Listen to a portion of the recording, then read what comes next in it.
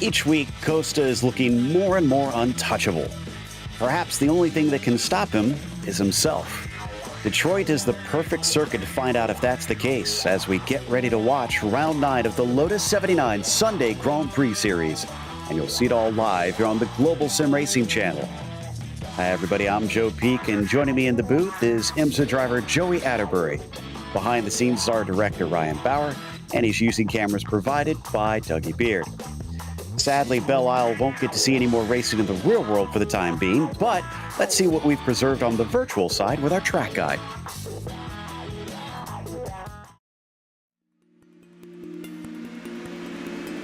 Welcome to the Belle Isle Street Circuit. Situated in a beautiful park on Belle Isle itself, it rests in the Detroit River, sandwiched between the Motor City and Canada.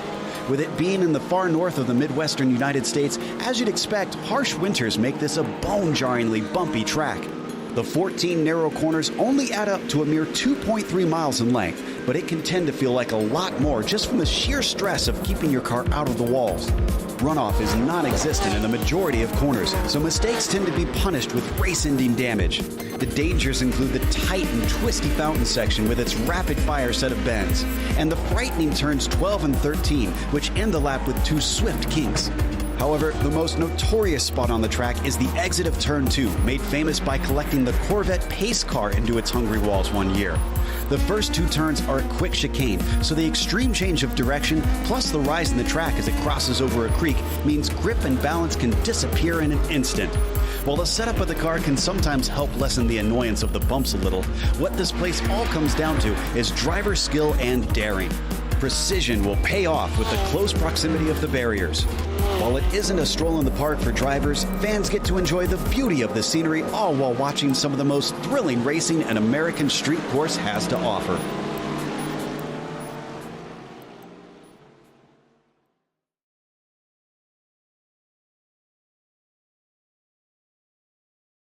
Well, Joey, this is a track that I've seen bite many real drivers as well as virtual drivers over its history. Yeah, the concrete walls are not very forgiving at Detroit Belle Isle here. 14 turns, just under 2.5 miles in length. And really, it gets going right off of the bat with a very fast turn 1 and 2 complex into a straight line into the possibly the best braking opportunity you have down into turn 3. But I think the story of the day is how wide these cars are going to be. You got to respect those concrete walls, and not only the walls, but the bumps around this place, specifically through the fountain section, and also trying to get the power down with these cars and the big engines in the back. Always tricky, and always got to keep the car pointed the right way, which isn't always easy to do here at Detroit.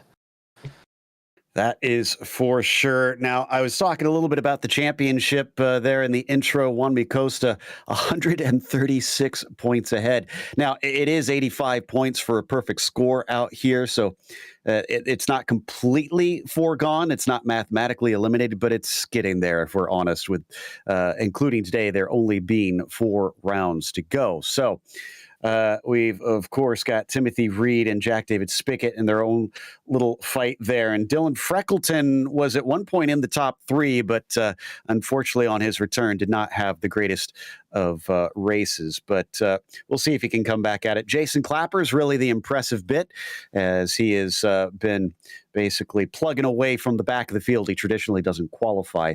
And then you can see a very tight fight from there on down through the rest of the group. Let's go to the F2 standings, though, in the meantime, and see how that sits. Yeah, over here in the F2 points, there are a few pairs of battles. Right now, it's Tim Britton leading the way with 220 points. Keith Herner chasing him, only 8 points back. Then a little bit of a gap to our next pair. Patrick Samaran locked in a battle with Kurt Clapper there. Then you jump back. Thomas Silbernagel all the way through, probably Shady Ahmad back here in 9th. I think only about 20 points separating the 5th through the 10th place position. So one more time, with only about 3 or 4 races left here in the series, it's going to be about collecting those consistent finishes for these F2 drivers. Absolutely. Now, as for the race itself, it's not that long of a lap, so it's going to be 26 laps around here. And it's an open setup series. Got to imagine most drivers are going to try and crank in a lot of wing at this place. and they've got no spare car to save them. Granted, you usually do not have small incidents, so if you wind up with a wreck, you're probably just done. Now, drive-through penalty at 17 incidents, and it's qualification at 25. Like I said, I mean, there's just not many places where you could have small accidents. So 17 incidents, probably not as big of a concern. It's just keeping the car out of those barriers. Juan Costa, interestingly, not the quickest on the first lap. I talked about a perfect score. That involves getting the pole position, which gets you an extra 2 bonus points. Will this be the first time in some time that he will not get a perfect score? Well, and not only is he not the fastest, but the lap from Mico Leno out there is very impressive. Half a second clear of Juan Costa on that first time lap. And here is that number 2 machine trying to complete lap number 2. You see how tricky and slow some of these sections of Belle Isle can be. And Mico Leno ahead by almost half a second. And actually going to be following up on Costa here, who's just about to complete this second lap. Let's see what it is. Crosses the line. 17.4, much faster. That's going to put him on pole position. But Mico has just a couple more turns to go to get back to Sunset Drive. And you see right on board here with Gernot Friesen. Look at this, Joe. There's something that I noticed when we were logging in here. This is sunrise time in Detroit, a golden hour, which we don't usually see. And back to the pole for Mico Leno. So he is up at the top once again. What about Gernot Friesen? Riding on board with him with his second lap. He tends to go a little bit later in the session. Let's see if that has helped him, as he is in 4th right now, so sitting pretty well. Top of 2 splits that we're racing here this afternoon. So he flies down the strand towards one of the more important corners, leading directly into the fountain section. Very tricky, very narrow, and it looks like he manages it safely. This is one of the more bumpy areas of the racetrack. You see the car really bouncing off of the ground. Also one of the slowest areas. Try to get it slowed up under that Continental Bridge, then squeeze the power back down. 1 or 2 more tricky right-handers here to navigate, and then you're pretty much home free to the start-finish line. And he's kept it off the walls. So far, I'm showing him tracking pretty well. He actually might have pole here if this is accurate. He crosses the line. 17.8. No, he's off of it by about 6/10 of a second. So Gernot Friesen will be in P3. This looks like a strong track for him. What about Tim Britton here, as he brings that number 12 around for his second flying lap? Still have time left, I think, for Juho Reina to get a lap in. So we've got one more driver after Tim here, as he brings it across the timing line. And this one did not count. Must have either brushed the wall or somehow clipped a bit of the grass somewhere around here. So the Finn now flying down through the last couple right-handers, has not set even his first lap yet. And does he have time for the second one? Yes, he does. I think he's timed this pretty well, and sometimes you see a few strategies be played here in qualifying, and what Juho did is he let everybody throw their cards down on the table, so he sees what he's got to go out there and match. 1:18.8, that puts him up in 8th position. We've seen a number of drivers able to go a little bit quicker on that second lap. I wonder if the tires just need a little bit of time to get warmed up. These are older style tires, so maybe it takes some time to really get them into working condition.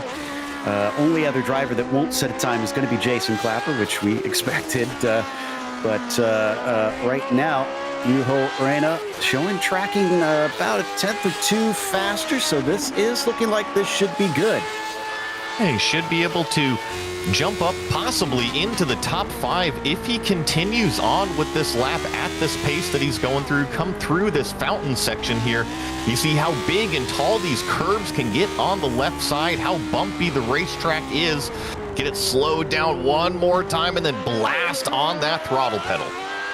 Interesting. I'm getting information on the chat here. Costa saying he's had 2 DNFs already. This is his 3rd race of the week. So again, I said one of the only things that could potentially stop him is himself. The way he's been racing to the line, an 18.4 for Reina. That's not going to be pole, but that's going to be good enough for 6, just outside of that top 5 that we heard Joey mention. That's going to take us to our starting grid for today's event. Mikko Leno will be on the pole position over Juanmi Costa. So if Juanmi wins, it'll be the first time in 6 races that he does not take a perfect score. Gernot Frische will be starting from P3, and Nathan Finnegan will be 4th. And it's Andreas Schuster in P5, followed by Juho Reina, the last one to set a time. Luca Bercali starts in 7th, and it's Memo Moreno in P8. Dylan Freckleton not qualifying as good as we've seen recently. He'll be starting 9th, and Sam Ryman will be P10. Here in row 6, Tim Britton's going to be in 11th place. John Stevens next to him, Farron Grau in 13th. Pablo Suarez 14th, Barry West 15th, Keith Herner 16th, and then the last row here, row 9, Victor Chamorro in 17th, and Jason Clapper in 18th. Just occurred to me, I don't know what it is about this car and commentators, but we've got Sam, who's one of our regulars here on the Global SimRacing Channel. It's cool, like I just mentioned, it's 70 Fahrenheit, a little bit of wind on the track as well. But Austin Puhaka is a regular racer in this one, another of our commentators, and of course DJ Clark, who many are familiar with, races in the Lotus 79, though more so in leagues. So just, I don't know, I guess if you're good on a microphone, you tend to enjoy these old 70s F1 cars. Joe, are you telling me that I need to finally get this triple monitor stand built and start racing some Lotus 79s over here? I'd love to watch you racing these cars, honestly. No, I love the community out here. I love commentating on these races. I think it's some of the best racing that I've seen on the service, and honestly, I think the cars are just dang cool. They are, absolutely. So just waiting on Mikko to grid up, and there he is. That's everybody. So the engines will start to rev here for round 9 of the Sunday Grand Prix Series as the lights come up. And the green flag is out off the line. Who is going to get a good start? A horrible start there for Nathan Finnegan, but second phase is much better for him, and he gets back in front of the drivers that he was fighting with as they try to shuffle out here over the bridge. Can catch so many out, but it looks like we are clean down towards turn 3. Yeah, Juanmi Costa deciding to go out to the outside, try to get a new line around Mikko Leno as he goes defensive. A little close between the two leaders as they're still trying to get warmed up. Juanmi Costa on the charge.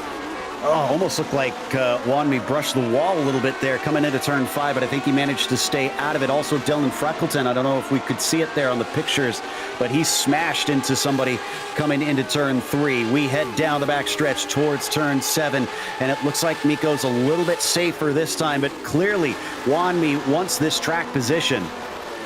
I think the track position is incredibly important here at Detroit as you see the field get funneled through the back straightaway and through the fountain section for the first time. Because not only is the track position about being up front, but it's also that clean air, which is crucial for these cars. They get ready to complete the first lap now. It looks like I don't see any major incidents at the back, so other than whoever Dylan ran into, it looks like we're going to get through this one with everybody making it past the start-finish line. So we hop on board with Nathan Finnegan now, who is currently sitting in 4th place. He had a little bit of a bad start, but recovered quickly. And as he heads towards the sunrise, he's got a nice tow from Frische. Yeah, you see a little bit further back there, I believe that might be Dylan Freckleton trying to make a move on Luca Bercali as they go side by side into turn 3. A little bit of a hip check, but looks like Bercali's going to hold on to it. Yeah, and that was Britton who was going to try and take a peek, but couldn't quite get inside. He falls back. This is a very appropriate paint scheme for this track as well, as I got to watch this paint scheme actually race around here back in the day. Yes, I mean, and you probably saw multiples of that car out yes. there, but yeah, no, it is. You know, I know that the livery doesn't match the car, but trust me, the livery matches the style of the car and very much the location that we are racing. Indeed, this is one of the few racetracks around North America that I've gotten to watch a real race in back in the 90s as we head back to Keith Herner. Unfortunately, down 2 from where he began into last place, but there's quite a train forming at the back of the field here. It kind of starts up with John Stevens in 13th. You are right. The front of the field is kind of stretching it out just a little bit. There's kind of packs of racing 2 by 2 by 2, but Yeah, 10th through 18th or so is one big, long train. I was able to go back and check on who Freckleton ran into as Mimo Moreno. Not sure if we'll have a chance to look at the replay when we get things settling down a little bit, but we've hopped back on board with Finnegan once again and continuing to put great pressure on Freesia. Does look like he's got a little bit more speed than this number one. Nathan just slipped up a little bit there in that previous turn, allowed Gernot to escape down the back straightaway. And Joe, you know Gernot Freesia's racing style more than I do, but he always seems to get faster as the race goes on. He does, and I think he's probably going to play a good defense here and just bide his time to hold off Finnegan as long as he has enough pace to keep him out of striking range. It looks like we may have the replay coming down to the first corner with Freckleton, or down in turn 3, really. So a little bit outside. Reno is going to be in a green and white car, I believe, with him, and he's going to go 3 wide, which can work into that corner, but everybody really has to play carefully, and unfortunately, they did not in this case. Oh, yeah, and that's also tough with the cold tires. I think that Dylan, he didn't necessarily force himself into that position. It was just kind of how the corner unfolded, and with the accordion effect of the first lap, just a lot going on. Glad to see everybody's still running at least, and Moreno's just back in 11th. He did lose about 3 places. Checking in with Tim Britton. Well, anybody who's got their graphics turned up is getting a face full of the sun on a few of these straightaways. I was just going to make a comment on that. That was some crazy sun. I know that in real life we'd have the shade advisor just put that down, but here in the sim, you don't have that option. No, and you're just going to have to deal with it, especially if you do have those graphics turned up, which honestly I do like to have them as high as I can, because sometimes it's not just a matter of making it all look pretty, but the more objects you have out there, the more reference points you can have out on the track. But for now, Finnegan looks like he is still kind of stuck behind. Actually, no, excuse me, Tim Britton, rather, here that we're watching behind Dylan Freckleton, coming into 12 and 13, although it was a little wide there, as we now switch over to Nico Leno up at the front, ahead by about 1.5 seconds than Juan Mi Costa, and starting to run away. Both of these drivers also running away from P3. Just look at that sun going down into turn 3, and that's into probably the highest speed section of the racetrack where you have to pick out your brake marker.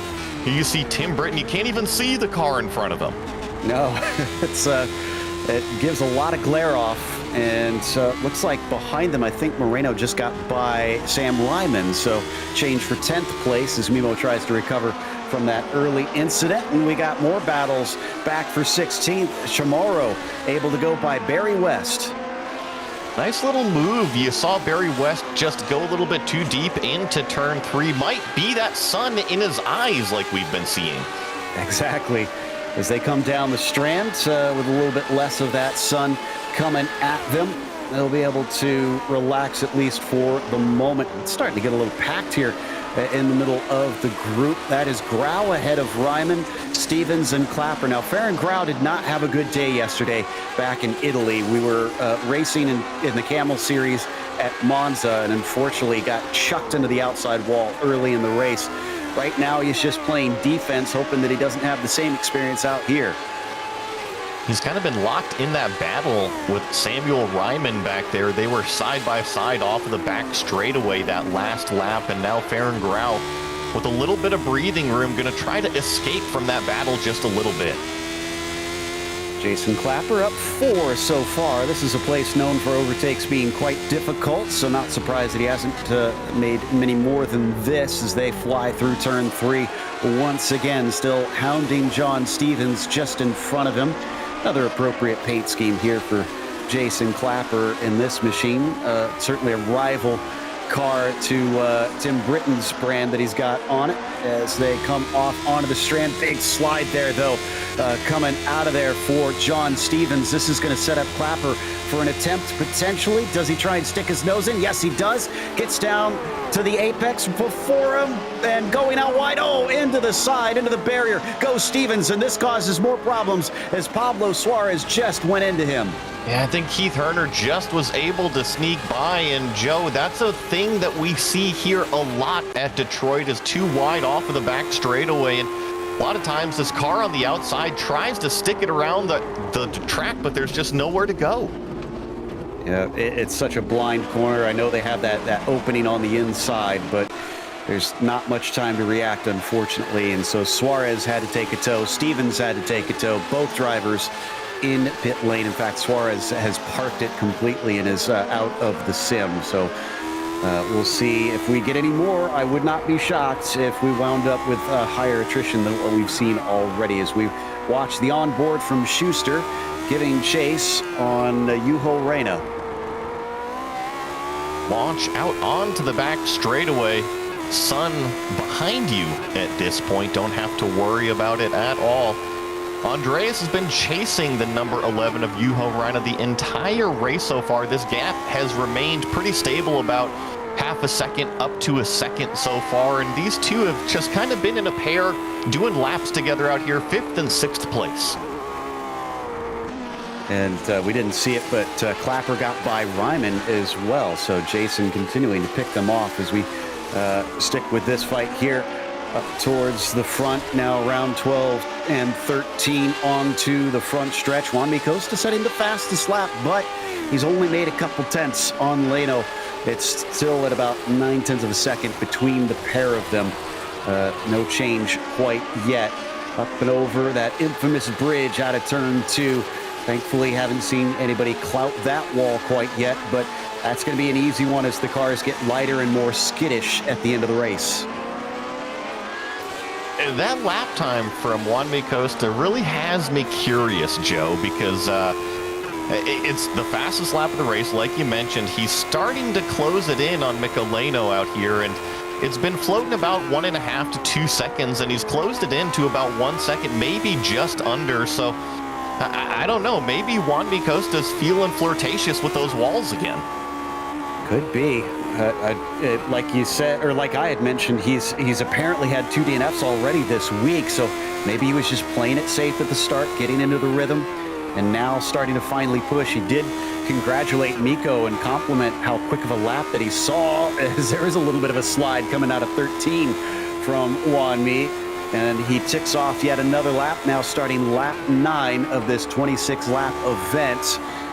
This time by, though, an 18.4 compared to Miko's 18.1. Yeah, definitely off of the pace that time around for Juan Costa in comparison to his previous lap. And I think that might just show you that he is hanging it out on the edge there. Sometimes the laps come together, sometimes they don't. Look at the distance they've already put. It's 6 seconds down to Gernot Friescher. Like I said, only on lap 9 of this race. This is lightning quick from this pair, as there you see the gap from P1 to P2 and then back down to 3rd, and the drastic difference there is after only a handful of laps here at Detroit. They come back into the fountain section once again, trying to find their way as far ahead as they can go so that they have the freedom to fight here towards the end of this one, or at least Wanmi would like to. I don't think Mikko Lino would like to be caught by that current points leader. Jumping back here, this is Jason Clapper still making his way up through the field. I believe that's Farron Grau that he just got around. So one more position for that number 9 car. And actually you can see Tim Britton not too far up the road here from this Marlboro-themed livery. So Jason Clapper well on his way. Yeah, so 7 up from where he started, doing a great job at this track. I think what impresses me more is not just the fact that he's managed to make the overtakes, but I don't think we've really seen him in trouble yet. He's basically been charging through. That's very tough to do at this track. It is tough, but I just want to say that Jason Clapper, typically when we cover these races, he's not involved in trouble, and if he is, we got to remember he starts from the back, and it is always a mess back there. And that's no offense to any of the racers that are in the midfield or the back of the field. It's just there is so much going on in the back of the field. And for the most part, he picks his way through it. Yeah, I hadn't thought about that. That generally, yeah, he's usually not involved in many incidents, despite being in some of the more chaotic portions of the field. So we're following the battle for fifth here between three cars, kind of equidistant apart. Juho Reina at the front of the train, Schuster in second in that train, and then Luca Bracali just behind. And this is another one of those bumpy spots here coming out of the fountain section, leading down into the double right-hander at the end of the lap, and right up against the wall, and a little bit of a brush there for Luca. Don't know how hard he caught it, but definitely kicked up some smoke. Yeah, you caught it there, and it was Andreas Schuster that was following Reina, but you're right. Once Bracali kind of joined this party here, seems like Schuster's fallen off, and it's all been about Luca on the offense here, trying to steal away the sixth place position. But got to be careful with those concrete walls here, Detroit. We're going to be talking about them all race long. And Jason Clapper going by more. I think, from what I heard over the radio, I think Britain just let him by. I'm going to go back and watch that from my angle. It's that back of the pack prowess. You see the muscles coming up in your mirror, Joe. So Tim got on the radio and he did let him know that I'm pretty sure that message was to wave him through. So Clapper up to 10th, but I think he passed Ferengrau under his own measure.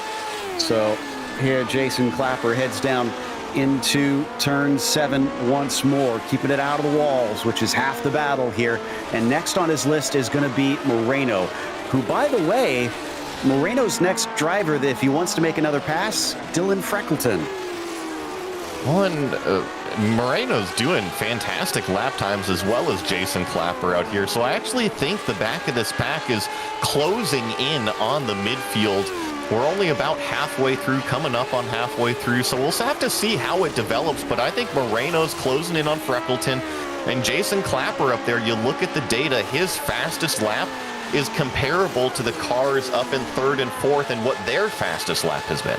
Actually, I wonder if we could get a lap comparison for Mimo and Dylan here, because I was looking at it, and the last two were huge chunks taken out. I'm curious if the ones before those last two are also there's another little clip of the wall as he entered the corner. So Mimo clearly pushing the limits here himself. And yeah, extremely consistently, other than lap 7, Mimo has just been chopping away. Well, and you look at that quarter second, then all of a sudden, half second, 3/4 of a second there in lap 11, and he's not holding up. And actually, Jason Clapper, which is right behind Mimo Moreno, just did a 19.0, which is 0.6 faster than what Mimo's last lap time was. This is about to get very interesting. Well, faster than all of them is Juan Mikosta, who takes another fastest lap. That'll continue to plunge as these cars get quicker, and Freckleton just hit the wall. It looks like he's going to be overtaken. The question is, how is the car handling from here? I don't see a black and orange flag, so it looks like he is going to be able to carry on if he so desires, but we don't know what the handling looks like. I think his car's broken. He just went into turn 1 and it didn't turn on him here. Same thing. He realizes he's got a problem. He's pulling off the racing line. He's going to have to get that repaired. There's no way he can safely bring that to the finish. It's crabbing horribly. There you can see having to steer the wheel down the straight. No, he's going to park it. He's just going to call it a day, I think. Really sad to see as Dylan, despite a rough start, was holding a decent race up to there. So he's going to be our latest gone. Stevens is officially retired as well. We've got the replay. Joey, it sounds like you got a better look on this. Yeah, the car's already broke here, but we're going to watch him dive into the right-hander here, jump over the curb, and when he hits that apex curb, Joe, it just jumps the car out a lane into the wall. Yeah, here we'll get a really good view on it. Yeah, and that's one of those things. It's one of the few places where you've got something to the inside that isn't just a wall, and yet you still do not want to hit it at all, because you see the results of that. Is here is our leader still, Mikko Leno, at about a second ahead, so not much change there. However, I think Bracali just got by Schuster recently.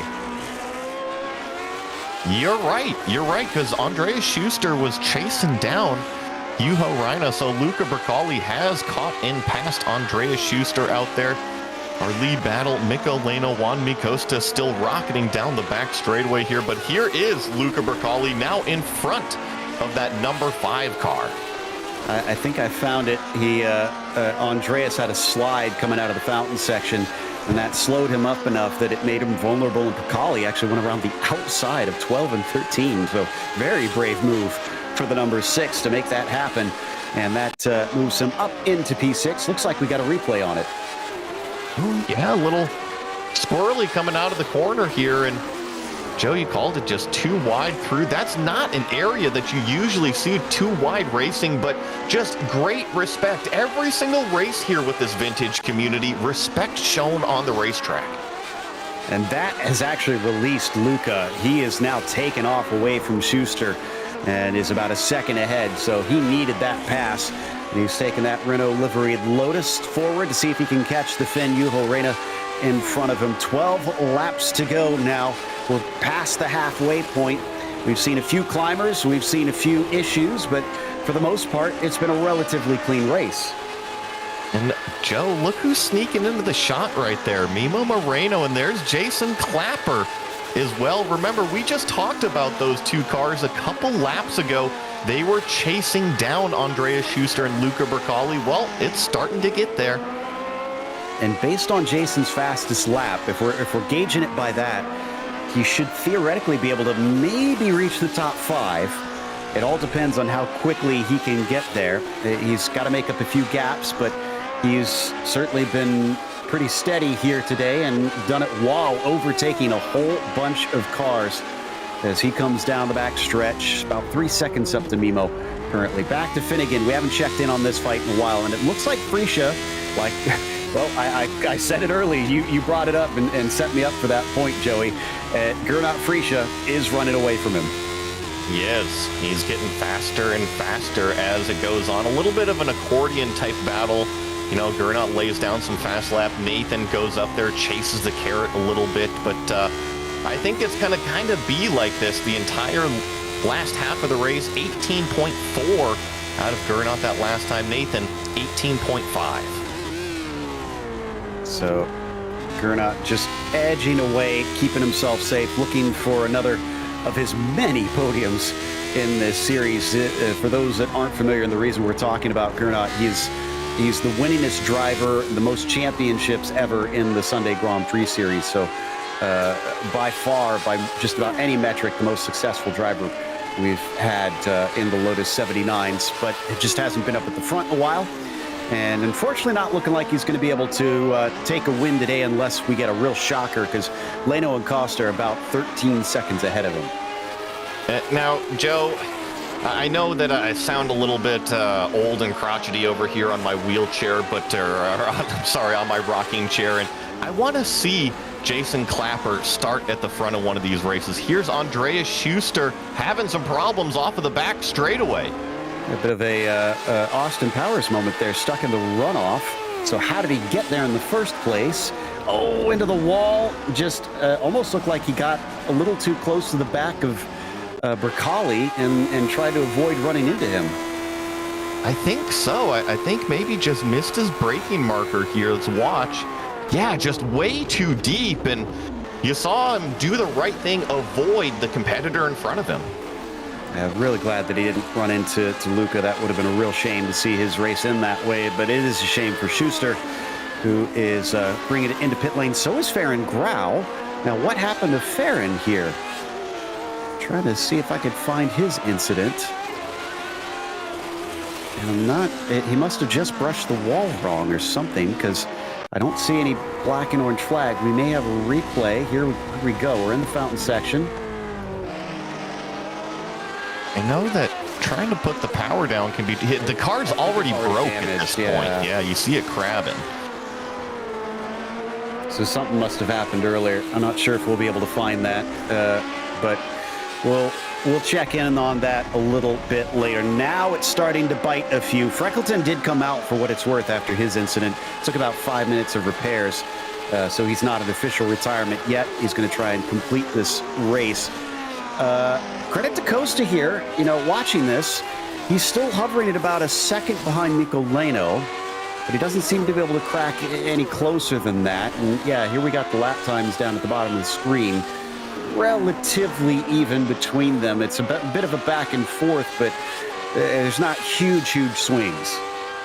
No, there's not big swings at all. And I wonder if Juan Costa, now this sounds silly, I wonder if he's in just championship mode right now. He's not even worried about going up there and trying to pass Leno if he's content with just finishing this race in second place. Yeah, you know, you bring up a very good point that we had talked to him, and he said he hadn't won a championship, which, again, surprised me. I had swore that up and down that he had one before, but no, he's not taken a championship in the Sunday Grand Prix Series, and you could very much be right that he's thinking, if I've got a second place, I don't need the maximum points. I've already got a huge gap here. I can points race to the finish of this one. And in fact, as Mikko takes the fastest lap away, he doesn't need that 2 bonus points for the fastest lap either. If he just gets that 81 score, he's still well clear. Well, not 81. I need to check to see what second place earns. But he basically is going to be well away from all of his rivals. And not only that, if you think in the short term for this week, I mean, wasn't it Juan Costa who came pre-race and said that he's already done 2 races and hasn't finished a race yet? Yeah. So you got to think that being in this position right now in second place in the closing stages of this race with potentially the championship in the back of your head, maybe just finish this one out. Well, and that Sunday Grand Prix Series we keep mentioning, that's its own, I don't want to say private thing, but it's a special championship that the community runs for itself. It's nothing official, whereas there is the official iRacing Championship, and that might be a thing that he's concerned with here as well, because there's those points if he wants to try and take that crown. So might as well just bring the car home. By the way, I checked, it's 75 points for second place, which is still plenty for him, and especially because we don't have Timothy Reed here today, or Jack David Spickett, honestly. Look at this. The sun still has not given up going into turn 3. I think it's really been from the start of the race, the entire time going into turn 3, trying to pick out your brake marker. And trust me, the brake markers are up on the fence. They are not down on the ground, so you have your eyes up into the sun trying to pick that out. Speaking of Jack David Spickett, we actually just heard from him on the YouTube chat. Says, decided to watch the race today. Don't own the circuit. Have no regrets about it. Don't really like bumps that much unless I have space on the exit. As speaking of which, no space on the entry. Did he just graze the wall all the way down there on the braking?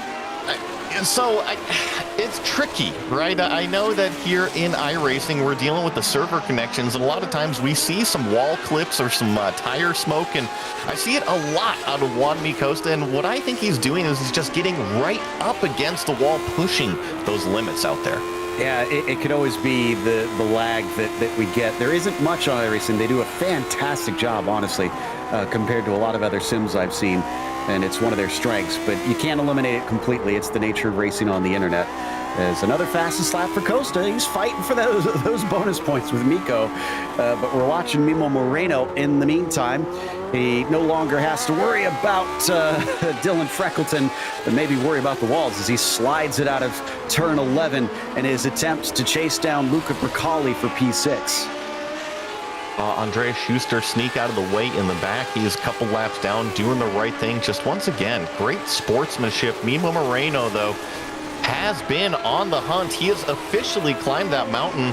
Joe, like you said, he's caught Luca Bracali, and now that we've got 6 laps remaining, how tough is it going to be to get by the number 6 car, and how fast is Mimo going to have to get by him before Jason Clapper catches him? I'm not as familiar with how hard of a defender Bracali is. He's been in the series for a little while, but I haven't really gotten to see him versus somebody that's a lot quicker and how hard he's going to try and protect this. Plus, Clapper coming up to them, last lap in 18.6, Bracali a 19.1. Yeah, they're going to meet in the middle pretty soon.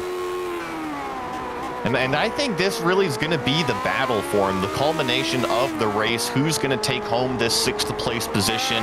Is there going to be a mistake on the racetrack? Who's going to be the deepest on the brakes? And what is it going to take to steal away that position from Luca Bracali, who seems to be on the back foot now? They fly through 12 and 13. He's still on top of him, still pushing hard. And I think that is, ironically, Freckleton in front of them. Very good sportsmanship, lets them through. So he's a lapped car. He knows that his fight is not with him. He just needs to get to the end to gain some safety rating and try and salvage that after his little incident. Oh, what happened here? When did Juan Costa catch Mikko Leno? Well, it looks like they both are trading 1 minute 17-second lap time, so I have a feeling that just one little slip up from our leader, Mikko Leno, has allowed Juan Costa to pretty much close it right on in. Wow. So apparently also much stronger at the end of the race here, the number 2 car. Can he somehow make it by? They're approaching a little bit of lap traffic. Keith Herner, who's the last car lap on the lead lap right now. Now, I don't know if they're going to catch him in time. It looks likely with the distance between them, but I don't know if Keith will be any sort of opportunity for Wanmi, or if they'll be able to breeze by like we've seen a lot of the lapped cars do, just jumping out of the way for them. Last time by, Mikko with an 18.4, Costa with a 17.6. Holy cow. I think there's your answer right there, Joe. It was last lap, somewhere in lap 22, our leader, Mikko Leno, had a mistake that allowed Juan Costa to draw up on the back. I'm also noticing some lack traffic just on the horizon up here. See if he's going to get out of the way for our leaders. Interesting different lines between them coming down to the braking for turn 7 there. Mikko really swinging from out wide and Costa staying a little bit more narrow. But it worked for both of them just fine. They remain at about half a second apart. They are definitely catching Keith Herner, like you mentioned. So I think they're going to have to overtake him before this race is over. But will he pull out here, or is he going to wait a little bit longer? This could be a good chance here down the front stretch if he wants to just get on the binders, and he does. Nice job there from the 17 to let this battle carry on in front of him as he gets back to the racing line. Juan Costa had a whiff of the lead, but it looks like Mikko is responding. Looks like next up is going to be Barry West, another lap car they're going to have to deal with in front of them. And you're right, it seems like Mikko Leno, once he got back on track, if you will, seems to have the pace back in the car. One thing we haven't mentioned here that I find interesting as well is that if you look at Mikko's paint scheme, that is the modern Ferrari from, I say modern, but maybe about 10 years ago or so. And then Costa is the Ferrari of the 70s. I don't know which specific one he's imitating, if it was the 78 Ferrari or not, but 2 eras of the same brand, and they're a little bit hard to distinguish. That's one of my always one of my gripes with Ferrari, is that just it's hard to tell them apart unless you really know your history. But Juan Costa going to try and take the vintage one up to the top spot here, as they're going to get the 2 to go signal. And it's interesting that you pointed out Leno's livery up there. Is, you're right, 2 to go here as he crossed the start-finish line. I always thought that Ferrari livery, it looked like it had a barcode going down the nose, like you could just scan that thing out at the grocery aisle. I always thought so too. I've heard conspiracy theories that maybe that was their way of getting away with. Oh, Moreno with the problem. Sorry to interrupt. Moreno just had a huge slide through the fountain turn, saving it. Doesn't get spun around, but Jason Clapper now right on his bumper. Yeah, that was exactly what Jason needed, because we're coming down to the end of it. And he really needs to try and make this overtake soon. We've got a replay of the slide from the number 8 car. So watch the left-hander, the first left-hander here in the fountain section. How does it get loose from him, though?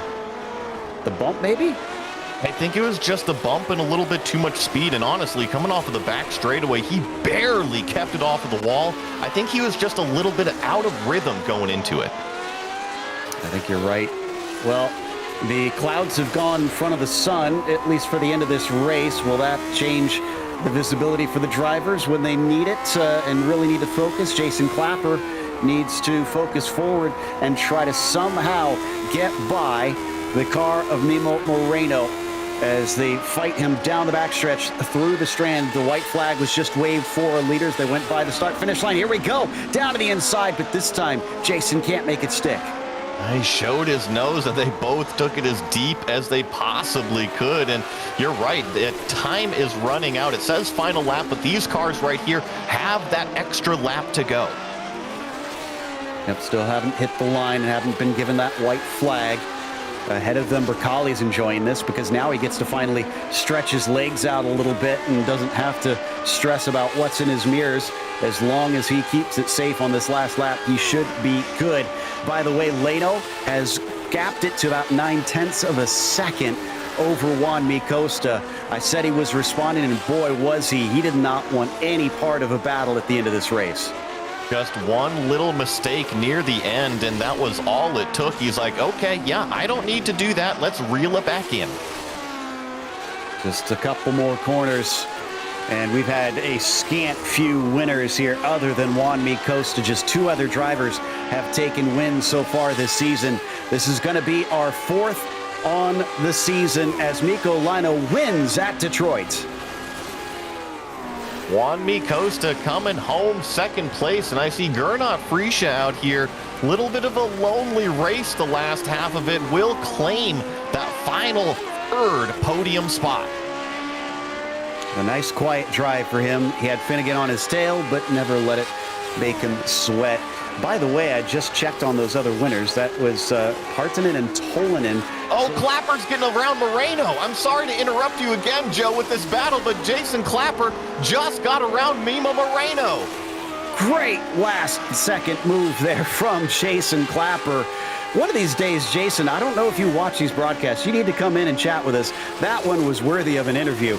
Would love to hear his perspective, getting a 7th place, up 11 in this 18-car field. He literally passed half the field on this one.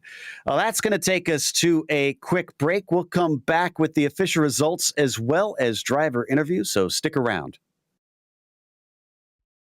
Racing isn't easy, but experiencing it is.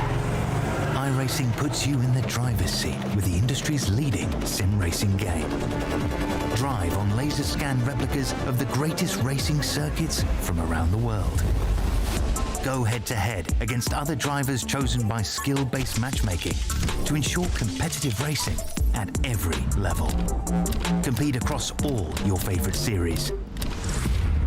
In officially licensed cars, engineered to deliver the most accurate driving experience possible.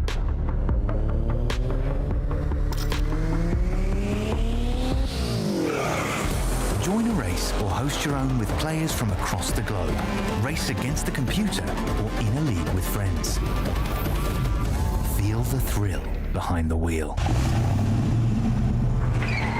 Visit iRacing.com.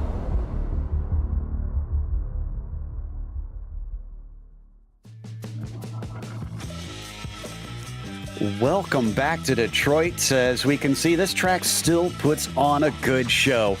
And up at the front of it, it has given us our 4th different winner of the season, Mikko Leino, able to topple Juan Costa. Not many drivers have been able to do that this season.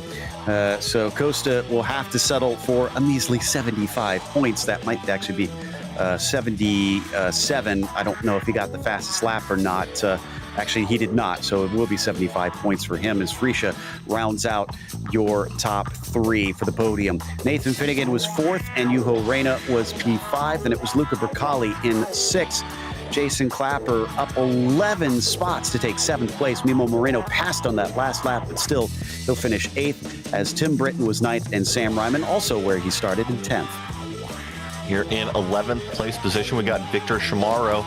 Then our first car, 1 lap down, Barry West. Keith Herner also 1 lap down. Then cars that just had problems on the racetrack, Baron Grau, Andreas Schuster.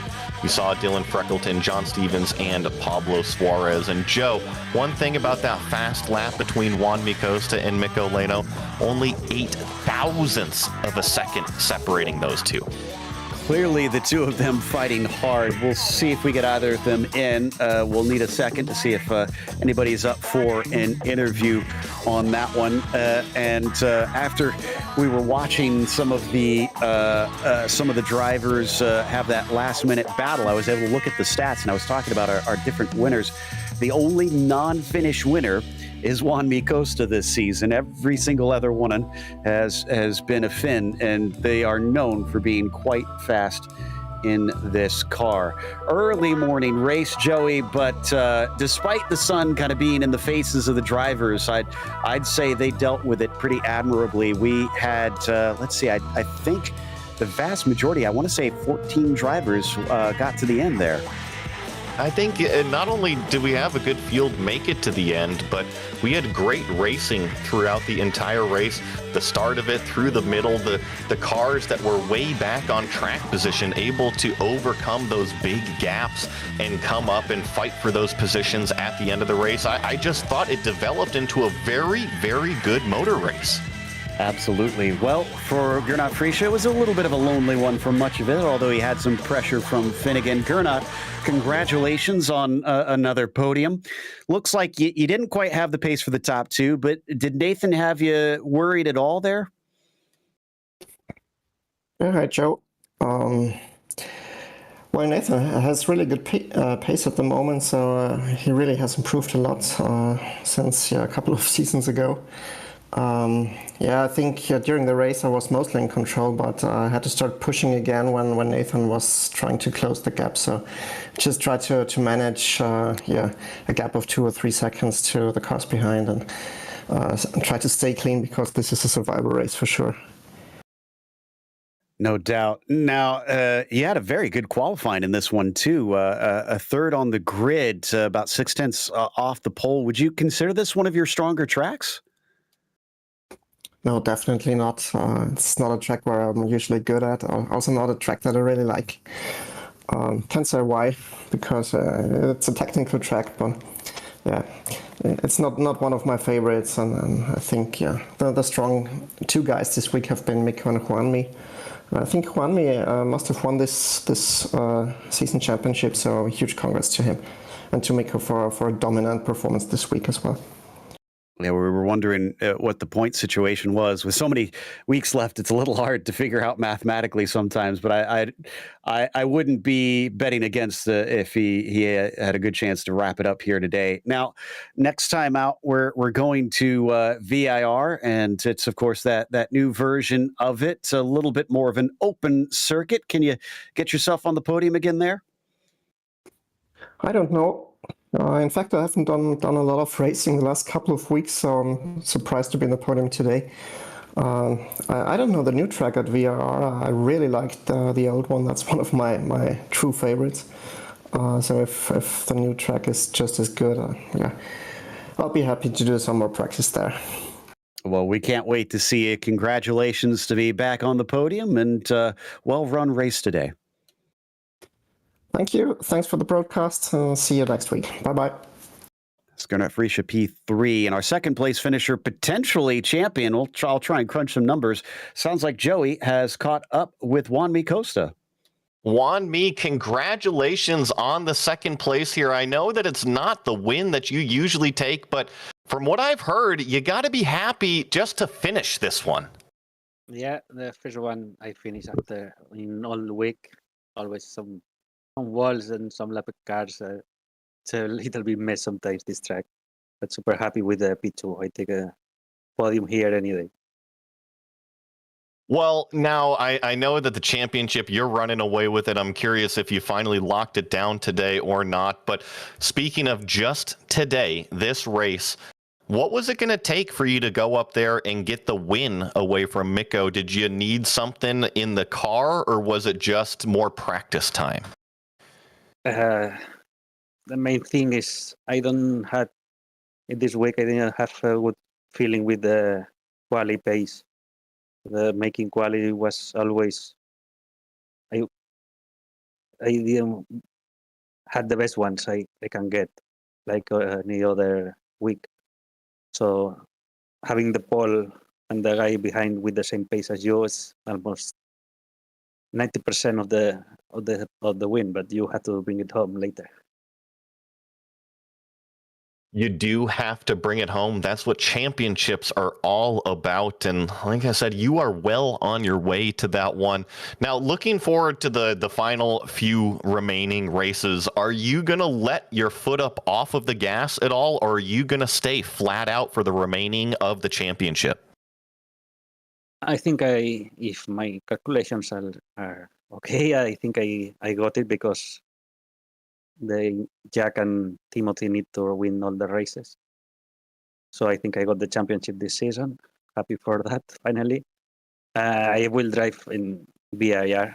I love the track, and I never drive there since they updated. I will miss the trip, but I want to see how it is. I never made the official race there yet. VIR is one of my favorite places in the entire world. It is an amazing racetrack, Wanmi. I look forward to seeing you race there. Anybody you want to say hi to? Congratulations to Miko. He did a perfect race. It was super fun to try to hunt him down, but the same pace. Congrats to Gernot also. Good to see them in the podium again. And to all the community, the Lotus 79. Thank you.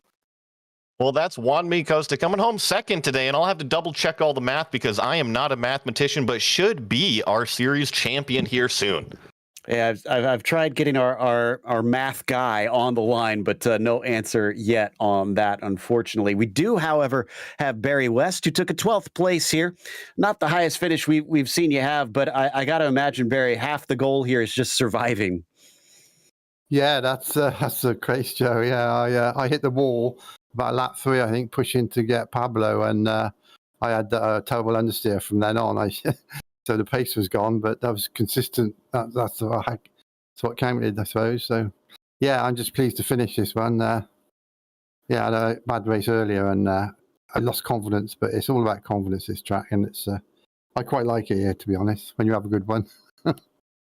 Yeah, it's those challenges, I feel like, that makes certain tracks the most fun, when you feel like you've accomplished something. Now, with this being such an early morning race, we were kind of noticing on our end, obviously, we have the graphics cranked really high up, so we can see the glare.